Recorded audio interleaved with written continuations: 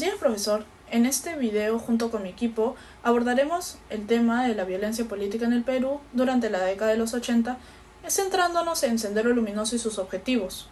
La época del terrorismo en el Perú estuvo marcada por una violencia política intensa, protagonizada principalmente por Sendero Luminoso y el Movimiento Revolucionario Túpac Amaru o MRTA. Este periodo representó una crisis económica, social y política sin precedentes, que afectó gravemente a las comunidades más vulnerables y marcó la vida de miles de personas. Comprender este contexto es esencial para analizar cómo la población peruana enfrentó las tensiones entre la insurgencia y las respuestas del Estado. Sendero Luminoso fue fundado en los años 70 como una facción maoísta en la Universidad Nacional San Cristóbal de Huamanga en Ayacucho, que buscaba implementar una revolución radical en el país, según explican Contreras y Cueto en su libro de Historia del Perú Contemporáneo de 1999.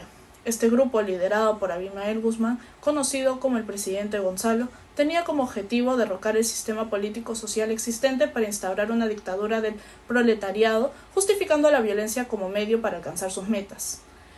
Inicialmente, Sendero Luminoso enfocó su estrategia en movilizar a las comunidades campesinas de la sierra, especialmente en Ayacucho, una región marcada por profundas desigualdades sociales y el abandono estatal. Sin embargo, lejos de unificar a los sectores populares, el grupo impuso un régimen de terror, utilizando tácticas como ejecuciones públicas, sabotajes y el control coercitivo. Esto marcó el inicio de un conflicto interno en el Perú, dejando una profunda huella en la sociedad con miles de víctimas.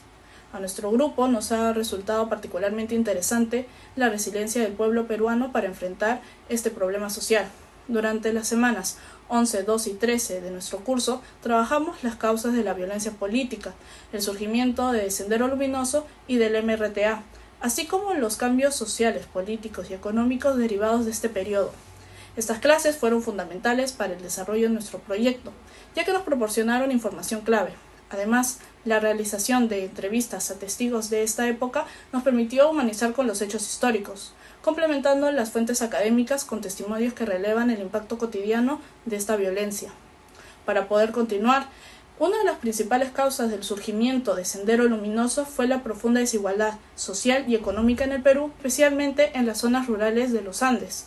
Contreras y Cueto señalan que la pobreza extrema y el abandono histórico de estas regiones por parte del Estado crearon un caldo de cultivo para la radicalización ideológica. Sendero Luminoso surgió como un movimiento que canalizó el descontento social con un discurso revolucionario que prometía justicia y equidad para las poblaciones marginadas. Sin embargo, este vacío de institucionalidad estatal y un sistema político incapaz de integrar a estas comunidades facilitaron la adhesión inicial a este movimiento. Por su parte, Claren, en su obra Nación y Sociedad en la Historia del Perú de 2004, resalta que tanto la insurgencia como Sendero Luminoso, como la respuesta violenta del Estado, desembocaron en una grave crisis humanitaria. Las tácticas de terror de Sendero Luminoso incluyeron asesinatos, masacres y la destrucción de infraestructura básica, afectando tanto a civiles como a fuerzas estatales. Simultáneamente, la estrategia contrainsurgente del gobierno, caracterizada por violaciones a los derechos humanos, exacerbó el sufrimiento de las comunidades rurales. Este conflicto dejó a miles de muertos, desplazados y una sociedad profundamente polarizada, con heridas psicológicas y sociales que aún persisten. A continuación vamos a entrevistar a dos personas que vivieron en carne propia el atentado de Sendero Luminoso. Estamos aquí con la señora Marta Nelly Cabañas Valdivieso, de 53 años, y con el señor Humberto Piña, de 65 años. Mi pregunta para el señor es: ¿cómo usted vivió la presencia de Sendero Luminoso en Lima durante la década de 1980? ¿Y cómo respondieron las autoridades y la población de Lima a la amenaza constante de actos terroristas? Fue algo muy terrible.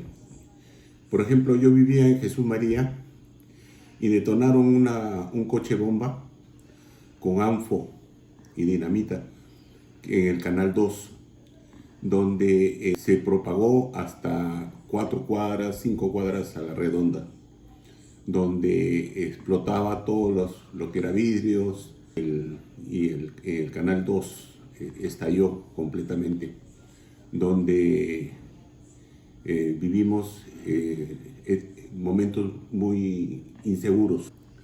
Bueno, las autoridades de Lima, de Perú en sí, respondieron de una forma rápida, inclusive hicieron seguimiento a los cabecillas de Sendero Luminoso para poderlos hacer las capturas.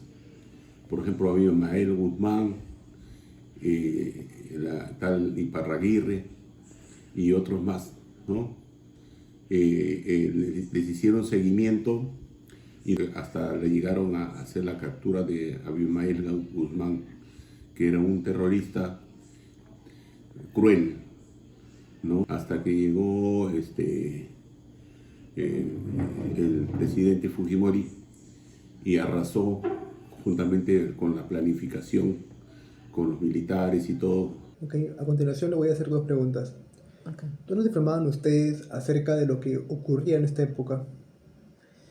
Bueno, como nosotros éramos estudiantes y antes no había tantos medios de comunicación como ahora, solamente nos informábamos por los noticieros que pasaban en 3 canales de televisión, Canal 4, Canal 5, Canal 7, que era del Estado, o por los periódicos que papá o mamá compraban, si es que podían comprar, o caminando, yendo a la universidad, o yendo al colegio, o yendo al mercado, en algún kiosco de periódico que estuviera publicada alguna noticia, ¿no? Esa era la forma de comunicarnos antes. ¿Y qué sabían de Sendero Luminoso? Bueno, sabíamos que era un grupo terrorista que había nacido en Ayacucho, en la Sierra del Perú, en los sitios más recónditos del Perú, y que allí habían estado captando gente, jóvenes, adultos, para cometer actos terroristas, ¿no? Sabíamos que se reunían, sabíamos que después que se reunían obtenían armas y luego venían a la capital y cometían atentados, ¿no? Claro. Volaban torres de alta tensión, volaban lugares donde tenían que ver con el gobierno, ¿no? Lugares públicos o lugares privados. Okay. En esa época. Por último, ¿qué impacto tuvieron los atentados y los apagones en la vida cotidiana de los limeños? Bueno, en realidad todos vivíamos en ascuas, sobre todo nuestros padres, ¿no? Porque en la época que yo estuve viviendo, yo era estudiante, como te dije, ¿no? Y mi mamá, mi papá, lo único que hacían era rezar porque regrese con vida a casa, y siempre me decían que tenía que volver pronto, que viniera por los lugares más iluminados que encontrara. Y bueno, ¿no? A veces estaba regresando a casa y de pronto todo se oscurecía y la gente empezaba a correr asustada. Cuando llegaba a casa teníamos que estar prendiendo velas y bueno, pues no, ¿qué decirte de los hospitales? También estaban llenos. Como conclusión, la manera en que el Estado y la sociedad peruana enfrentaron la violencia política protagonizada por Sendero Luminoso fue insuficiente y en muchos aspectos inadecuada para resolver las causas estructurales que dieron origen al conflicto. Aunque el Estado logró desarticular las principales estructuras de los grupos insurgentes, lo hizo mediante una estrategia predominante represiva que incluyó graves violaciones de derechos humanos, como ejecuciones extrajudiciales, desapariciones forzadas y desplazamientos masivos. Esta respuesta militarizada no solo profundizó el sufrimiento de las comunidades más afectadas, sino que también perpetuó la desconfianza hacia las instituciones estatales. Para plantear una solución integral se debe atacar las causas estructurales del conflicto mientras se garantiza el respeto a los derechos humanos. Esto implicaría invertir en educación, salud e infraestructura en las zonas rurales más afectadas para reducir la pobreza extrema y las desigualdades históricas. Además, sería necesario fortalecer la presencia estatal mediante la descentralización de recursos y servicios, promoviendo un sistema político inclusivo que atienda a las demandas locales. Paralelamente, se debe implementar programas de reparación integral para las víctimas que incluyan compensaciones económicas, apoyo psicológico y justicia para los casos de violaciones a los derechos humanos. La creación de una comisión de la verdad robusta ayudaría a esclarecer los hechos y fomentar la reconciliación. Finalmente, sería esencial desarrollar estrategias educativas y comunicacionales que promuevan valores democráticos y equidad, contrarrestando discursos extremistas